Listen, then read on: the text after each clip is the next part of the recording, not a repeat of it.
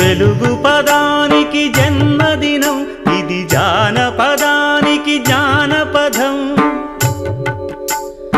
ఏడు స్వరాలే ఏడు కొండలై కలసిన కలియుగ విష్ణు పదం. అన్నమయ్య జననం, ఇది అన్నమయ్య జననం, ఇది అన్నమయ్య జననం.